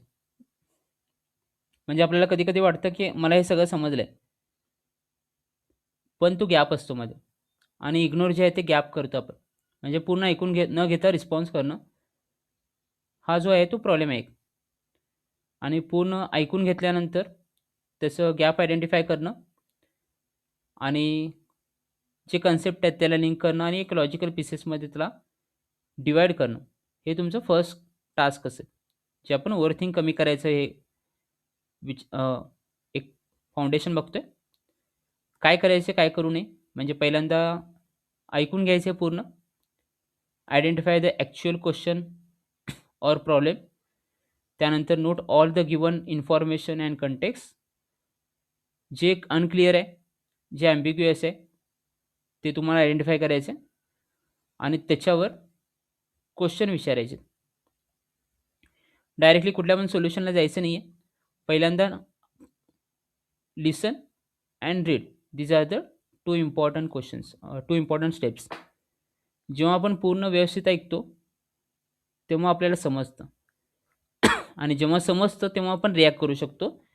जर तुम्ही न्यूट्रल स्टेजमध्ये असाल तर हे गोष्टी घडतात. तर कसं न्यूट्रल करायचं त्याचे स्टेप्स आहेत. पहिलं स्टेप नंबर 1, पॉज एव्हरीथिंग. मग जेव्हा आपलं ओव्हर थिंकिंग स्टार्ट होतं तेव्हा काही जणांना सवय असते. काही जण काय होतात, रिॲक्ट होतात समोरच्यावर. काही जण एकदम शांत असतात. पण पाठीमागे विचार चाललेला असतो. मग ज्या सिच्युएशनला आहे त्या सिच्युएशनला तुम्ही स्टॉप करू शकता. दिस इज अ सोल्युशन नंबर 1. त्यानंतर एक ॲक्टिव्हिटी आहे. ब्रीथ सगळ्यांना माहीत आहे. म्हणजे आपण श्वास घेतो. पण ते श्वास एकदा नाही घ्यायचे. ते आपण 4 वेळा इन आणि 4 वेळा आउट करायचं. म्हणजे असे 30 सेकंद करायचं. त्याला आपण बॉक्स ब्रीथिंग म्हणतो. म्हणजे श्वास घेणं, श्वास सोडणं, श्वास घेणं, श्वास सोडणं असे 4चे 4 सेट करायचे 30 सेकंदामध्ये. मग हे का बरं करायचं आहे? तर सगळ्यात जास्त जो ओव्हर थिंकिंगचा मेन प्रॉब्लेम होता तो कशावर होता? हार्टबीटवर होता, राईट? मग जर तुम्हाला तुमचं माइंड कंट्रोल करायचं असेल तर तुमच्या हृदयाला सांगावं लागतं आणि हृदय कंट्रोल करायचं असेल तर माइंडला सांगावं लागतं. कारण हे इंटरलिंक आहेत. आणि जेव्हा तुमचा हार्ट कंट्रोलमध्ये असतो तेव्हा तुमच्या विचारावर कंट्रोल असतं आणि जेव्हा तुमच्या विचारावर कंट्रोल असतं तेव्हा तुमच्या ह्युमन बॉडीचं जे बिहेवियर आहे ते नॉर्मल असतं. त्यासाठी आपण हे ब्रीथिंग एक्सरसाइज 4 टाईम्स करायचे. म्हणजे 4 वेळा इनहेल करायचं, इन आउट करायचं. असे 4 वेळा 4 सेट करायचे 30 सेकंदसाठी. हे दररोज फॉर एक्झाम्पल तुम्हाला एखादं राग आलं किंवा तुम्हाला वाटतंय की एखादी गोष्ट तुम्ही जास्त विचार करताय, तर जेव्हा तुम्ही त्याच्यातून बाहेर येताय, तेव्हा हे एक्सरसाइज करा. त्यानंतर थर्ड जे आहे, ते ऑब्झर्व्ह करायचं स्वतःला. Create distance from thoughts 30 to 60 seconds. मग आपण एखादी गोष्ट विचार करतो. मग आपल्याला ते ऑब्झर्वेशन जी पॉवर आहे, ती परत रिक्रिएट करायची. म्हणजे मगाशी जसं आपण म्हणलं, की ओव्हर थिंकिंगमध्ये आपण जास्त विचार करतो. मग ते विचार कशामुळे आले किंवा आपण कोणत्या रिझनमुळं तो विचार करतोय, हे तुम्हाला ऑब्झर्व्ह करायचं. आणि जे पण विचार येतात, त्या विचाराला थोडं लांब ठेवायचं. म्हणजे फॉर एक्झाम्पल तुम्ही एखादी सिच्युएशन फॉर एक्झाम्पल तुम्ही बुक रीड करत आहे किंवा टीव्ही बघताय. तर तुमचं कॉन्सन्ट्रेशन जे आहे ते एका सेंट्रिक पॉइंटला आहे. लक्ष देऊन ऐका मी काय म्हणतोय, की तुमचं जे कॉन्सन्ट्रेशन आहे ते एका सेंट्रिक पॉइंटला आहे, म्हणजे सेंट्रल आहे. टीव्ही आहे आणि जेव्हा तुम्ही टीव्ही वॉच करताय, तेव्हा तुमचं फोकस जे आहे ते 100% टीव्हीवर आहे. पण इन बिटवीन ॲडव्हर्टाइजमेंट लागतं. इन बिटवीन भरपूर साऱ्या गोष्टी होतात. इन बिटवीन आपल्याला बाहेरचं ऐकू येतं. बाहेरच्या जगात आपण जाऊन येतो. तर ह्या केसमध्ये आपण बसलेल्या ठिकाणाहून जो टेलिव्हिजन चालू आहे, त्या टेलिव्हिजनकडे आपण कंटिन्युअसली बघतोय. मग ह्या केसमध्ये तुमचं जे थॉट आहे, ती थॉट प्रोसेस कंटिन्युअसली चालू असते. समोरचा इमेज किंवा जे पिक्चर आहे ते जरी मूव्ह होत असेल, तरी आपण त्या स्टेजला ते विचारामध्ये पडतो. मग अशा ठिकाणी काय करायचं आहे, तर आपण त्या ठिकाणाहून उठायचं. दुसऱ्या एका ठिकाणी जाऊन जर तुम्ही फक्त 2 स्टेप पावलं चाललात किंवा 3 स्टेप चाललात तर ते तुम्हाला त्याचं लगेच क्विक रिस्पॉन्स मिळतो.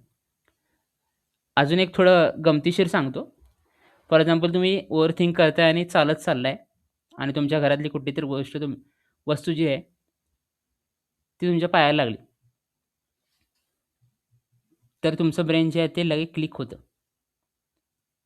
कारण तुमच्या ओव्हर थिंकिंग माइंडमध्ये एक प्रकारचे जे विचार चालले होते, त्याला एक सिग्नल मिळाला आणि तो सिग्नल होता तुमच्या पायाला ठेच लागली. मग त्या पायाच्याला ठेच लागल्याची जे हे आहे, काय म्हणतात त्याला, दुःख आहे किंवा ते लागलेलं जे सेन्सिटिव्हिटी आहे, ते तुमच्या माइंडपर्यंत सिग्नल पास करते. मग सिंपल सोल्युशन एक नॉर्मल जर तुम्हाला कॅल्क्युलेट करायचं असेल आणि ह्या सिच्युएशनमधून स्वतःला बाहेर करायचं असेल, तर एक फक्त ठेच लागल्यानंतर माणसाचं जे कॉन्सन्ट्रेशन आहे ते विचलित होतं. तसं माणसाच्या ब्रेनला सिग्नल पास करण्यासाठी जेव्हा टाचणी पडते, एकदम शांत वातावरणामध्ये जेव्हा टाचणी पडते, त्या टाचणीचा आवाज पण आपल्या मेंदूला ऐकू येतो. तेवढं माणसाचं माइंड जे आहे ते शार्प आहे. म्हणजे ओव्हर थिंकिंगमध्ये तुम्हाला समोरच्या आजूबाजूच्या गोष्टी हे तुम्हाला जाणवत नाहीत, पण तुमच्या पायाला जेव्हा ठेच लागते ही जाणवते.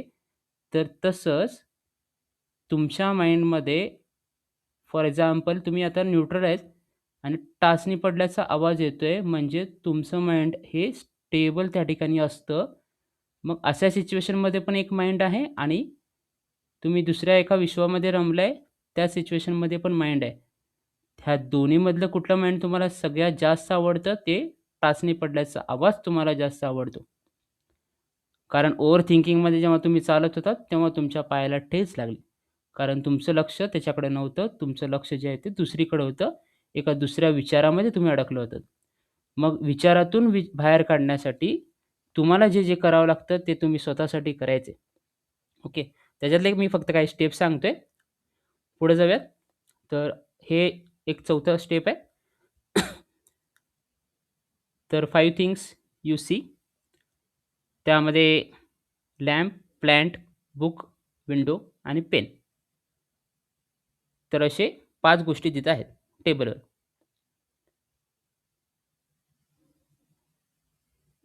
त्यानंतर आजूबाजूच्या जे गोष्टी आहेत,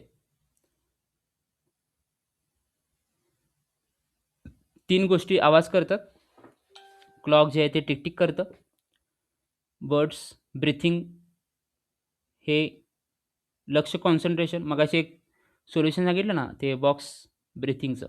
हे का बरं सांगितलं? कारण तुम्ही जेव्हा श्वास घेता किंवा श्वास सोडता, तेव्हा तुमचं 100% लक्ष जे आहे ते तुमच्या श्वासावर लक्ष केंद्रित होतं. आणि ओव्हर थिंकिंगमध्ये जेव्हा आपण एखाद्या प्रॉब्लेममधून बाहेर येतो, काढतो स्वतःला, तेव्हा दुसरीकडं जेव्हा आपण स्विच करतो, तेव्हाच तुमचं ओव्हर थिंकिंग स्टॉप होतं. मग या सगळ्या एक्झाम्पलमध्ये मी सांगण्याचा एकच प्रयत्न करतोय, की तुम्ही फॉर एक्झाम्पल होल्ड करून ठेवलात स्वतःला, तर तुम्हाला ॲनालिसिस होतं फर्स्ट केसमध्ये. तुम्ही ब्रीथ इन आणि ब्रीथ आउट केलात, तर तुम्हाला ॲनालिसिस होतं, की तुमच्या श्वासावर लक्ष केंद्रित होतं. म्हणजे तुमचं लक्ष जे दुसरीकडे होतं, ते तुमच्या श्वासावर कॉन्सन्ट्रेशन होतं. म्हणजे तुमच्या माइंडमधले विचार बदलले की ओव्हर थिंकिंग थांबतं. आणि तिसऱ्या केसमध्ये तुम्हाला ठेच लागली, म्हणजे तुमचे विचार बदलले, मग ओव्हर थिंकिंग थांबलं. आणि चौथ्या केसमध्ये तुमच्या आजूबाजू जेवढे आहेत म्हणजे जे डिव्हाइसेस आहेत, त्याचा तुम्हाला आवाज ऐकू आला, तर ते ओव्हर थिंकिंग थांबतं. मग आपण काही गोष्टी जे आहेत ते ॲनालिसिस करतो, काही गोष्टी आपल्याला फील होतात. ते सगळं ॲनालिसिस दिलंय. म्हणजे तुम्हाला जे सॉफ्ट पिलो आहे ते जाणवतं. त्यानंतर आपण जेव्हा एखाद्या रफ सरफेसला हात ठेवतो, ते सरफेस रफ लागतं आपल्याला. स्मेल आणि भरपूर साऱ्या गोष्टी आहेत. आपण टेस्ट करतो वॉटर किंवा जे आहे ते. त्या पद्धतीने आपण टेस्टिंगवरनं ओव्हर थिंकिंग काढू शकतो किंवा आपण एखादी गोष्ट दुसऱ्या गोष्टीमध्ये आपलं मन रमवलं, तर ते ओव्हर थिंकिंग जातं. आणि सगळ्यात पुढचं जे आहे, ते चौथं स्टेप नंतर 5वं आपण क्वेश्चन विचारतो.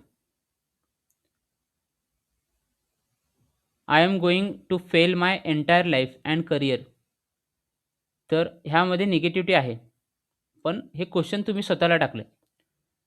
तर त्यामध्ये आपण I don't understand the 2 topics हे त्याचं एनालिसिस झालं.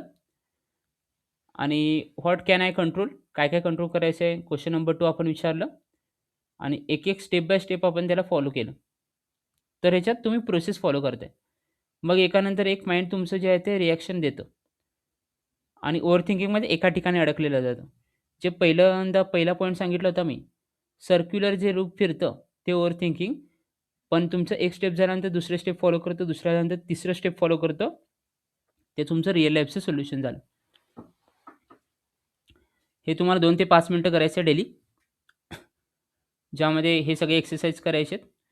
मग ह्याच्याने काय चेंज होतं? तर सगळ्यात मोठं जे मगाशी सांगितलं होतं, हार्टबीट जे आहेत ते नॉर्मल होतात आणि माणसाचे जेव्हा हृदय नॉर्मल होतं, तेव्हा तो चांगल्या पद्धतीनं विचार करू शकतो आणि वन बाय वन ते फोकस करू शकतो. हे एक्झाम्पल आहेत काही. ओव्हर थिंकिंग स्टेटमध्ये बघा, व्हॉट इफ आय फॉरगेट, भीती असते. प्रेझेंटेशन तुम्हाला द्यायचं आहे, फर्स्ट टाईम तुम्ही प्रेझेंटेशन देताय. जर मी विसरलं तर काय होणार? लोकं आपल्याला हसतील. असे काही ओव्हर थिंकिंगचे स्टेट आहेत. न्यूट्रलमध्ये काय होतं? धिस इज अ टास्क, हे फक्त एक टास्क आहे. I need to present information, हे फक्त मला प्रेझेंट करायचं इन्फॉर्मेशन, दुसरं तिसरं काही नाही आहे. प्रॉब्लेम सॉल्व्हिंग स्टेटमध्ये आपण काय करतो? डिफिकल्ट आहे, पहिल्यांदा तुम्ही प्रेझेंटेशन करताय, तर आपण प्रेझेंटेशन ब्रेक करतो स्मॉल सेक्शनमध्ये. त्याला आपण रिकॉल करतो.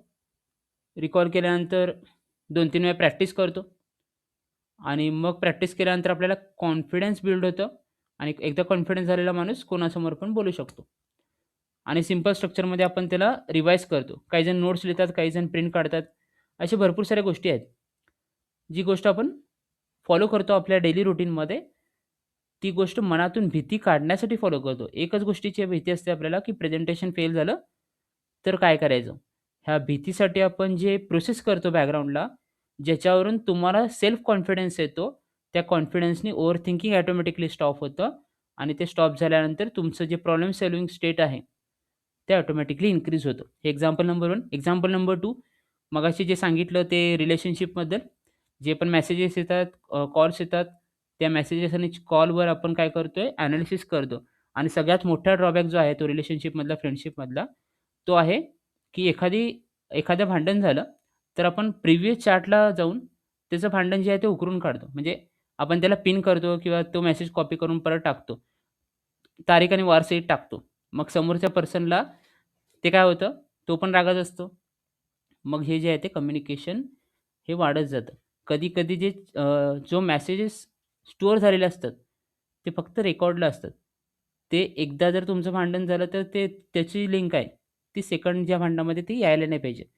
मग जर आली इन केस जर तुम्ही पिन करून टाकलात, तर परत ओव्हर थिंकिंग जी स्टेट आहे ती इन्क्रीज होते. तुमच्या माइंडमध्ये पण ओव्हर थिंकिंग येतं आणि नॉर्मल तुमच्या फ्रेंडच्या माइंडमध्ये पण ओव्हर थिंकिंग येतं. ह्याचं अजून एक एक्झाम्पल रिअल लाईफमधलं त्या रिलेटेडच. फॉर एक्झाम्पल सगळं तुम्ही व्यवस्थित बोलताय तुमच्या फ्रेंडसोबत. मग तेव्हा असं कधी झालंय का, की त्याचे निगेटिव्ह थॉट तुम्ही त्याला काढून दाखवलेत? नाही. तुमच्या माइंडमध्ये त्याच्याबद्दल निगेटिव्ह आलंच नाही. कारण तुम्ही नॉर्मल कम्युनिकेशन करताय. मगाशी जे सांगितलं होतं फर्स्टला, की तुम्ही जसं थिंक करता त्या पद्धतीने तुमचे विचार जे आहेत ते तुम्हाला सांगतात. तुमची मेमरी त्या पद्धतीने डेव्हलप होते. मग तुम्हाला जर नॉर्मल रूटीनमध्ये तुम्ही फॉलो करत असाल, तर तुम्हाला त्या फ्रेंडची जी मिस्टेक आहे ती दिसणारच नाही कधी. कारण त्या मेमरीमध्ये तो पार्टच नाही आहे. जसं तुम्ही विचार करता तशी मेमरी रिकॉल होतात. जर तुम्ही चांगला विचार केला तर चांगली मेमरी येतात. जर तुम्ही वाईट विचार केला तर वाईट मेमरी रिकॉल होतात. अशा स्टेटमध्ये आपण जातो. त्यानंतर एक्झामच्या वेळेसचं एक एक्झाम्पल दिलं तर आपण फेल व्हायची भीती असते. आपल्या लक्षात राहिलं नाही तर काय करायचं ह्याची भीती असते आणि प्रॉब्लेम सॉल्व्हिंग स्टेटमध्ये आपण त्याला रिकॉल वगैरे करतो. इथपर्यंत काय आलं?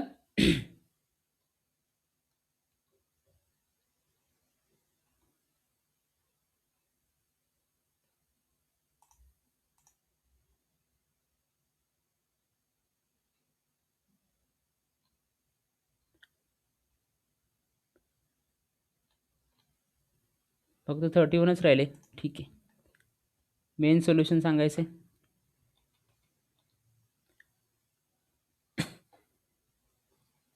आता डेव्हलप हे problem solving approach.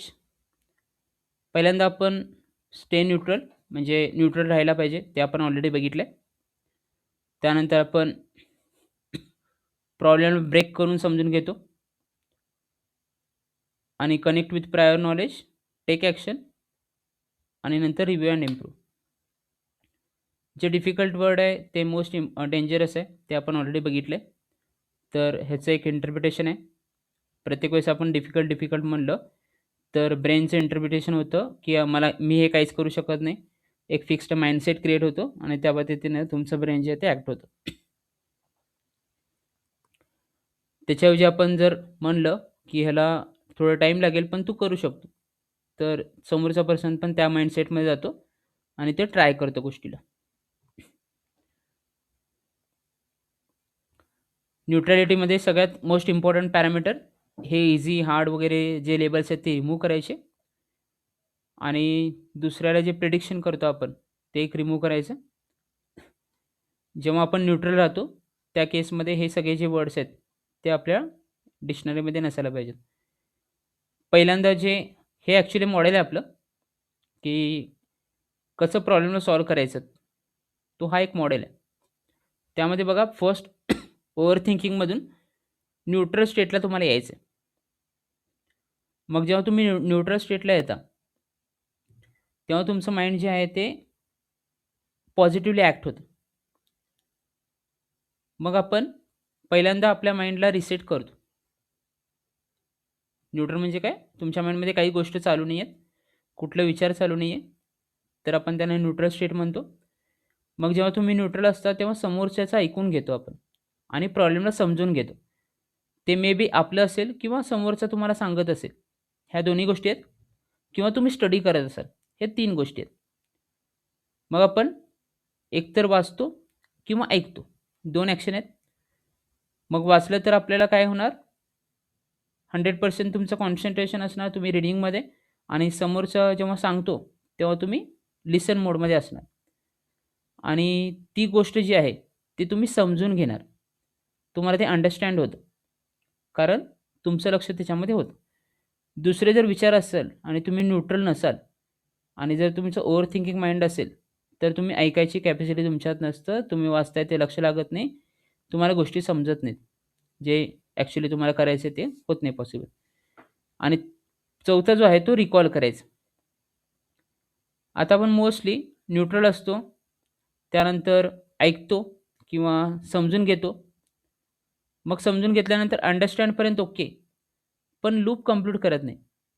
Loop complete म्हणजे फॉर एक्झाम्पल एखादा फ्रेंड तुम्हाला प्रॉब्लेम सांगतोय, तर तुम्ही ऐकता, समजून पण घेता. पण नेक्स्ट टास्क काय करायचा असतो त्याला, की एखादा प्रॉब्लेम जर तुम्हाला सॉल्व्ह करायचा असेल, तर आपण अंडरस्टँड केलेला जो सोल्युशन आहे किंवा प्रॉब्लेमला इक्विव्हॅलंट जे सोल्युशन तुमच्या माइंडमध्ये येतं, त्याला एकदा रिकॉल करायचं तुमच्या मेमरीमध्ये आणि रिकॉल केल्यानंतर समोरच्या पर्सनला ते सांगायचं. आणि जेव्हा तुम्ही रिकॉल करून सांगता, तेव्हा तुमचं कॉन्फिडन्स जे आहे ते इन्क्रीज होतं. ॲटोमॅटिकली होतं.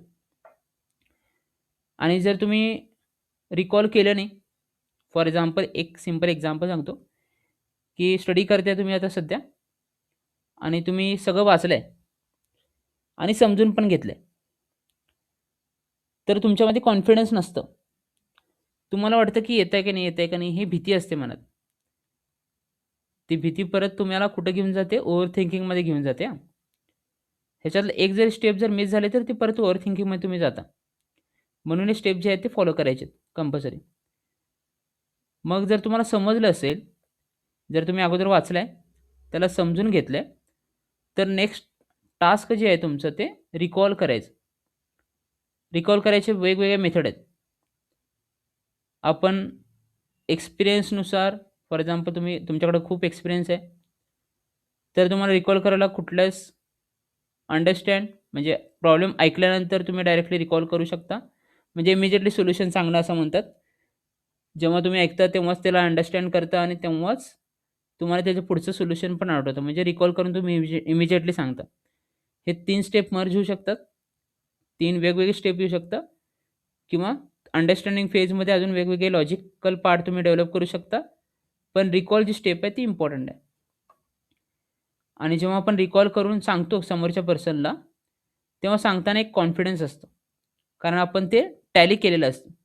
मग तुम्ही एखादा वाचलेला कन्सेप्ट हे तुम्ही स्वतः समजून घेता आणि त्याचं रिकॉल करता. रिकॉल केल्यानंतर एक कॉन्फिडन्स तुमच्यामध्ये येतो. त्या कॉन्फिडन्सने आपण काय करू शकतो, कुठलं पण लाईफमधले जे प्रॉब्लेम आहे, ते इझिली आपण सॉल्व्ह करू शकतो. हे फक्त न्यूट्रल माइंड असेल, तर ऑटोमॅटिकली होतं डेव्हलप तुमचं. मी काय म्हणलं, जर तुमचं न्यूट्रल माइंड असेल, तुमच्या माइंडमध्ये कुठले विचार नसतील, तर हे ऑटोमॅटिक प्रोसेस आहे. हे काय डिफरंट केलं नाही आहे मी. तर न्यूट्रल असेल, तर तुम्ही ऐकून घेता, ऐकून घेतलं तर समजतं, समजतं तर आपण रिकॉल पण करतो. रिकॉलची स्टेप इम्पॉर्टंट आहे. रिकॉल केल्यानंतर आपल्याला कॉन्फिडन्स येतं आणि कॉन्फिडन्स आल्यानंतर आपण ते व्यवस्थित प्रेझेंट करू शकतो. त्याचं सोल्युशन सांगू शकतो, जेणेकरून जे प्रॉब्लेम आहे ते सॉल्व्ह होईल. तर न्यूट्रल राहणं, इझी वर्ड, हार्ड ते. त्यानंतर आता जे सांगितलं सेम आहे 3 सिच्युएशन. आता हे काही डेटा ॲनालिसिस आहेत, हे तुम्ही नंतर बघा. तर पहिलं जे आहे ते नॉर्मलमध्ये काय होतं आणि ओव्हर थिंकिंग माइंडमध्ये काय होतं आणि त्यानंतर प्रॉब्लेम सॉल्व्हिंगमध्ये काय होतं. म्हणजे जो ज्याच्या भीतीचा जो मेन पार्ट होता, कुठं जो आपण ब्रेन बघितला होता, त्या ब्रेनचा जो स्टार्टिंगचा पार्ट होता ग्रीन कलरचा, नॉर्मल स्टेटमध्ये ओव्हर थिंकिंगमध्ये 100% भीती असते आणि प्रॉब्लेम सॉल्व्हिंगमध्ये कंट्रोलर स्टेटमध्ये असते. काय होतं आहे, शांत असतं ब्रेन आणि जर भीती असेल तर तुम्हाला ते रिपीटेड सायकल फिरतं. बार-बार अलार्म बेस्ड आहे. म्हणजे सिग्नल जे आहे ते ऑटोमॅटिकली तुम्हाला पास करतं आणि प्रॉब्लेम सॉल्व्हिंगमध्ये अलर्ट असतं तुमचं माइंड. तुम्हाला नेक्स्ट जे टास्क आहे ते परफॉर्म करायचं असतं. असे हे पहिलं झालं. त्यानंतर मधला जो पार्ट असतो ब्रेनचा, ते प्रीफ्रंटल कॉर्टेक्स नॉर्मल स्टेटमध्ये बॅलन्स स्टेटमध्ये असतं. ओव्हर थिंकिंगमध्ये स्टक असतं तुमचं माइंड. जे विचार तुम्ही करताय ते सर्क्युलर फिरत असतं. आता इथे ह्या टेबलमध्ये काय-काय दिलं बघा. स्टेट दिलाय, ॲक्टिव्हिटी लेव्हल दिलाय, काय होतंय ते दिलंय, सोचने का तरीका, आपण कशा पद्धतीने विचार करतो ते दिलंय आणि डिसिजन क्वालिटी म्हणजे त्या स्टेटमध्ये जर तुम्ही डिसिजन घेत असाल, तर ते डिसिजन कसं होतं आणि लास्ट जे आहे ते नतीजा म्हणजे त्याचं कन्क्लुजन, असे 6 कॉलम दिले. आणि त्याच्यानंतर यादों का भांडार जो आहे, त्यामध्ये नॉर्मलमध्ये काय होतं, ओव्हर थिंकिंगमध्ये माइंड कसं वर्क होतं आणि प्रॉब्लेम सॉल्व्हिंगमध्ये कसं वर्क होतं. ह्याचं एक चार्ट दिलं.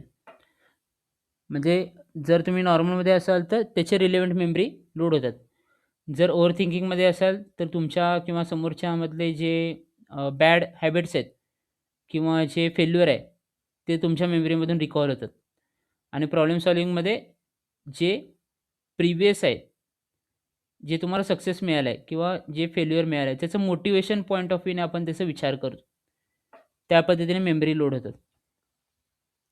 फिजिकल बॉडी कशी रिॲक्ट होते. नॉर्मल ब्रेन असेल तर 60 to 80 हे तुमचं हार्ट रेट असतं. ओव्हर थिंकिंगमध्ये वाढतं.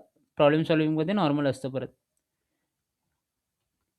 त्यानंतर एक एक्झाम्पल दिलं आहे आणि प्रोजेक्ट सबमिट करायचं असेल तर त्याचं एक्झाम्पल दिलं आहे. म्हणजे कुठलं जे ब्रेनचं पार्ट आहे ते कशा पद्धतीनं ॲक्ट होतं, हा एक टेबल आहे. त्यानंतर डेटा प्रोसेसिंग जे आहे, स्पीड ऑफ प्रोसेसिंग, ते नॉर्मलमध्ये मीडियम असतं, ओव्हर थिंकिंगमध्ये व्हेरी स्लो असतं रिस्पॉन्स आणि प्रॉब्लेम सॉल्व्हिंगमध्ये एकदम फास्ट असतं. फॉर एक्झाम्पल ह्याचं एक सिंपल एक्झाम्पल सांगतो प्रोसेसिंग स्पीडचं. फॉर एक्झाम्पल मी तुम्हाला म्हटलं की ॲडिशन, सबट्रॅक्शन, मल्टिप्लिकेशन, डिव्हिजन हे 4 तुम्हाला कॅल्क्युलेशन करायचे आहेत. तर तुमचं माइंड जे आहे ते पहिल्यांदा ॲडिशन करेल आणि प्रॉब्लेम सॉल्व्हिंगमध्ये पुढचा प्रॉब्लेम तुम्हाला सोल्युशन आहे. मग ते इमिजिएटली काय होईल, सॉल्व्ह करता येईल तुम्हाला. कारण प्रॉब्लेम सॉल्व्हिंगमध्ये जे प्रोसेसिंग आहे ते स्पीड होतं. एकानंतर एक आपण ते सॉल्व्ह करत जातो.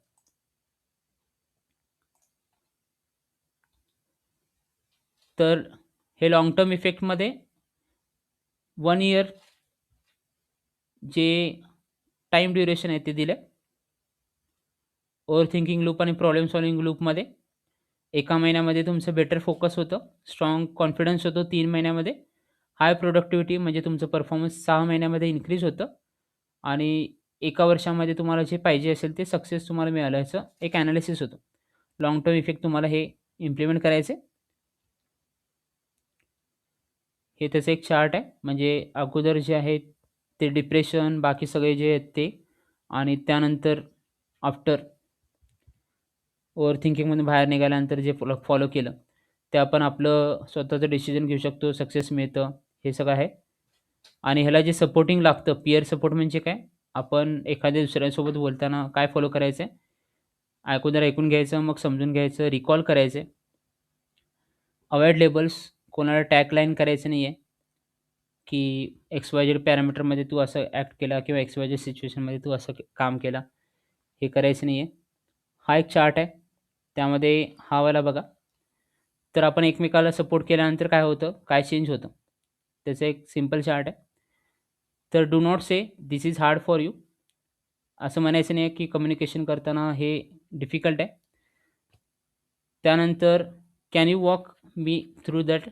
असं जर क्वेश्चन विचारलं, तर समोरच्या पर्सनला काय विचारायचं तुम्हाला? What would happen if you tried? जर तू ट्राय केलं तर काय होतं तुमच्याकडून चुका? हे एक नॉर्मल क्वेश्चन विचारलं.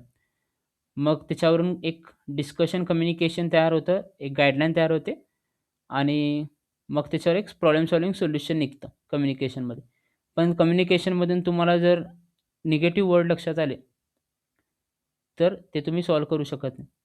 हा जो लेफ्टवाला पार्ट आहे, त्याच्यामध्ये निगेटिव्ह आणि पॉझिटिव्ह दोन्ही दाखवलेत. "This is difficult for you. You are not cut out for this." हे सगळे जे आहेत ते वर रेडमध्ये ते निगेटिव्ह थॉट आहेत आणि त्याच्याऐवजी तुम्हाला काय म्हणायचं आहे, ते एक पॉझिटिव्ह थॉट दिलेत. आणि हा शेवटचा 8 वीकचा टाईमलाईन, ज्याच्यामध्ये तुम्हाला ह्या स्टेजेसमध्ये जायचं आहे. अंडरस्टँडिंग फेज पहिल्यांदा तुम्हाला कुठल्या-कुठल्या ओव्हर थिंकिंगमध्ये तुम्ही सध्या आहेत, त्याला अंडरस्टँड करायचं आहे. ॲप्लिकेशन फेजमध्ये तुम्हाला त्याच्यातून बाहेर यायचं आहे. अप टू इंटिग्रेशन फेजमध्ये तुम्हाला ते इंटिग्रेट करत जायचं आहे आणि लास्टला मास्टरी फेजमध्ये तुम्ही ते प्रॉब्लेम्सला काय करणार आहे, सॉल्व्ह करणार आहेत. ओके. अशा पद्धतीने 8 वीकचा हा प्लॅन आहे. त्याच्यामध्ये तुम्ही ते डे बाय डे आणि मंथ बाय मंथ जे आहे ते इन्क्रीज करायचं. ओके.